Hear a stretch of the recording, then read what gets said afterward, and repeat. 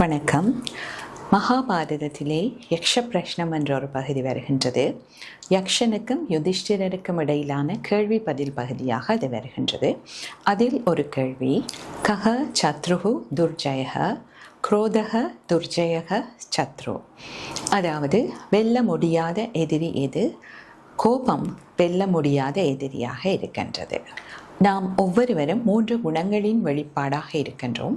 அதில் சாத்வீக குணம் மேலோங்கி இருக்கும்போது மன அமைதி, மன ஒருமைப்பாடு என்பது இயல்பான குணமாக இருக்கும். ராஜசீக குணத்தின் வெளிப்பாடுகளாக படபடப்பு, அமைதியின்மை போன்றவையும், தாமசீக குணத்தின் வெளிப்பாடாக மந்த நிலையையும் நாம் குறிப்பிடலாம். கோபம் என்பது ராஜசீக குணத்தின் வெளிப்பாடாக இருக்கின்றது. கோபம் அம்புள் தலையெடுக்கும் போது நமது விவேக சக்தி இழக்கப்படுகின்றது. இதனால் நமது சிந்தனைகள், செயற்பாடுகள் நமது கட்டுப்பாட்டை மீறி செயல்பட ஆரம்பிக்கின்றது.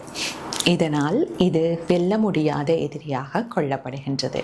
மகாபாரத யுத்தத்தின் இறுதி கட்டத்திலே அஸ்வத்தாமா மிக கோபமுற்று பாண்டவர்களுடைய முகாமிற்குள் இரவு வேளையில் நுழைந்து பல படை வீரர்களை கொன்று அழித்ததோடு பாண்டவர்களுடைய வாரிசுகளையும் அழித்து கடைசியில் உத்தராவின் கர்ப்பத்தில் இருந்த சிசுவின் மீதும் பிரம்மாஸ்திரத்தை ஏவினார்.